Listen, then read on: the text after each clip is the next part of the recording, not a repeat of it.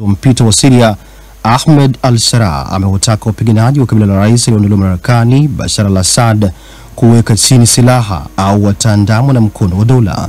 Sharaa ametoa onyo hilo kwenda kwa makundi ya wapiganaji wa kabila la Alawi baada ya kutokea makabiliano kati yao na vikosi vya utawala mpya wa Syria. Makabiliano hayo yalizuka baada ya wapiganaji wa kabila hilo kufanya mashambulizi yanayotajwa kuwa ndio makubwa zaidi yakilenga serikali mpya ya Syria tangu ulipoangushwa utawala wa Bashar al-Assad Disemba mwaka jana. Kufuatia hali hiyo, Ujerumani kupitia wizara yake ya mambo ya kigeni imetoa mwito wa kupatikana kwa suluhisho la amani, umoja wa kitaifa na mazungumzo jumuishi ya kisiasa ili kuondokana na wimbi la ghasia na chuki. Goma. Takriban watu 35 wameuawa wakati wanamgambo wanaoiunga mkono serikali nchini Jamhuri ya Demokrasia ya Kongo waliposhambulia kijiji kimoja mashariki mwa nchi hiyo. Hayo yamesemwa na vyanzo vya ndani na usalama hapo jana. Mashambulizi hayo yaliyofanywa na wapiganaji wanaojiita wazalendo yamefanyika siku ya Alhamisi katika kijiji cha Tambi kilichopo katika eneo la Masisi katika jimbo la Kivu Kaskazini na ambalo kwa sasa linadhibitiwa na kundi la M23 linaloungwa mkono na Rwanda. Vyanzo vya usalama vimeliambia shirika la habari la AFP kwamba watu 35 wameuawa, huku mashuhuda na vyanzo vya ndani vikisema huenda zaidi ya watu 40 wamekufa kutokana na mashambulizi hayo. Makundi tofauti yanayounda wanamgambo hao ambao wanapigana pamoja na jeshi la Kongo dhidi ya M23 yamekuwa yakishutumiwa mara kadhaa kwa kuwashambulia raia. Kiev. Mamlaka nchini Ukraine imesema mashambulizi ya Urusi yamesababisha vifo vya takriban watu 12 mashariki mwa Ukraine kufikia leo asubuhi, ikiwa ni siku chache kabla ya mazungumzo yatakayofanyika nchini Saudi Arabia kati ya upatanishi wa Marekani na Ukraine yanayolenga kufikia mapatano. Shambulio hilo la Urusi lilipiga katikati mwa mji wa Dobropilya katika mkoa wa Donetsk nchini Ukraine hapo jana Ijumaa na kuwaua watu hao na kujeruhi wengine 30 na taarifa hizo ni kwa mujibu wa huduma ya dharura. Mashambulizi hayo yanafanyika wakati rais wa Marekani Donald Trump akitishia kuweka vikwazo vipya na ushuru mpya kwa Urusi, lakini akisema kuwa inaweza kuwa rahisi kufanya kazi na Urusi kuliko Ukraine katika juhudi za kuvimaliza vita hivyo vya miaka mitatu. Katika hatua nyingine, rais wa Ukraine Volodymyr Zelensky anatarajiwa kuelekea Saudi Arabia siku ya Jumatatu kwa mazungumzo na mwanamfalme Mohammed bin Salman, ikiwa ni siku moja kabla ya maafisa wa Ukraine kufanya mazungumzo mapya na wenzao wa Marekani siku ya Jumanne. Wanaendelea kusikiliza habari za ulimwengu kutoka DW mjini Bonn. Seoul. Shirika la habari la Korea Kusini la Yonhap limeripoti leo kuwa rais wa Korea Kusini aliyeko kizuizini Yoon Suk Yeol ataachiliwa hii leo baada ya waendesha mashtaka nchini humo kuamua kutokata rufaa dhidi ya uamuzi wa mahakama wa kumwondoa kizuizini. Hapo jana, mahakama ya Korea Kusini iliamuru kuachiliwa kwa rais Yoon Suk Yeol, hatua iliyochukuliwa kwamba inaweza kumruhusu Yoon kujibu mashtaka yake ya uasi bila ya kuwa kizuizini. Yoon alikamatwa na kufunguliwa mashtaka Januari 3 juu ya sheria yake ya kuiweka nchi chini ya sheria ya kijeshi ya Disemba 3 mwaka uliopita na ambayo iliingiza nchi hiyo katika machafuko ya kisiasa. Juba.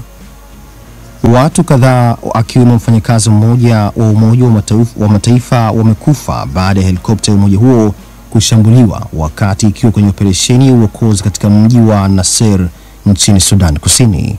Taarifa hizo zimetolewa na ofisi ya ujumbe wa Umoja wa Mataifa wa kulinda amani nchini humo UNMISS. Inaarifiwa wanajeshi kadhaa wa jeshi la Sudan Kusini ni miongoni mwa waliouawa, huku jenerali mmoja amejeruhiwa. Wanajeshi hao ilikuwa wahamishwe na ujumbe wa UNMISS kutoka mji wa Nasser ambao unawaniwa kati ya serikali na kundi la wanamgambo wa kabila Nuer ambalo ni asili ya makamu wa rais wa nchi hiyo Riek Machar.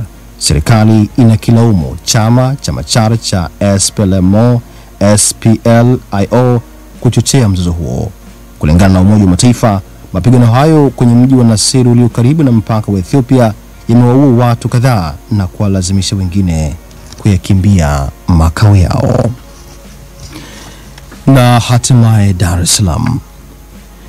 Klabu ya Simba imetangaza kwamba haitocheza mchezo wake dhidi ya watani wao wa jadi Yanga hii leo, ikisema imesikitishwa na vitendo visivyo vya kiungwana dhidi ya timu yao kuelekea mchezo huo. Taarifa iliyotolewa na uongozi wa klabu hiyo umesema kwa mujibu wa kanuni za Ligi Kuu Tanzania Bara, kifungu cha 17 ibara ya 45 kinaeleza kwamba timu mgeni inayo haki ya kufanya mazoezi kwenye uwanja wa mechi angalau mara moja kabla ya siku ya mechi, na Simba imenyimwa haki hiyo na kwa kuzuiwa kufanya mazoezi katika uwanja wa Benjamin Mkapa. Kwa upande mwingine, klabu ya Yanga nayo imetoa tamko kwamba mechi yao iko pale pale licha ya Simba kugoma. Duru kutoka Dar es Salaam zinasema viongozi wa shirikisho la soka nchini humo TFF wanaendelea na kikao kizito muda huu kutafuta suluhisho. Mtanange huo ulitarajiwa kutimua vumbi mnamo saa 1:15 majira ya Afrika Mashariki kwenye dimba la taifa mjini Dar es Salaam. Msikilizaji, huo ndo mwisho wa taarifa ya habari za ulimwengu kutoka DW mjini Bonn. DW maoni.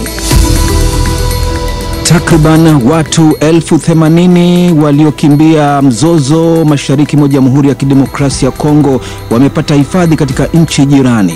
Shirika la Umoja wa Mataifa linalowahudumia wakimbizi UNHCR limesema kiasi watu 61,000 kati yao walitafuta hifadhi nchini Burundi, nchi ambayo imechukua idadi kubwa ya wakimbizi wanaotumai kuyakimbia mapigano kati ya majeshi ya serikali ya Jamhuri ya Kidemokrasia ya Kongo na waasi wa kundi la M23 wanaoungwa mkono na Rwanda.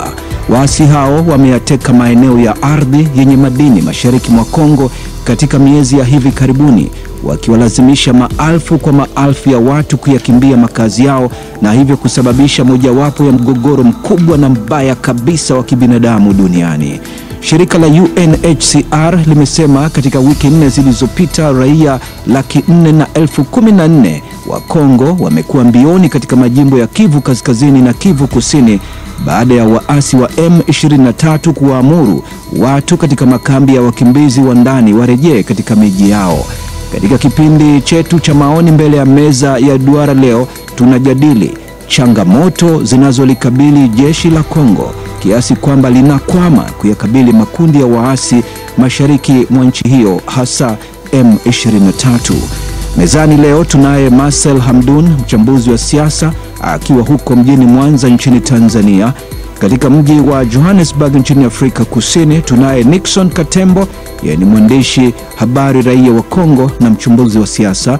Mjini Kampala Uganda tunaye Kasim Kaira, mwandishi habari na mchambuzi wa siasa za eneo la Maziwa Makuu. Mwenyekiti hapa Bonn ni mimi Josephat Charo.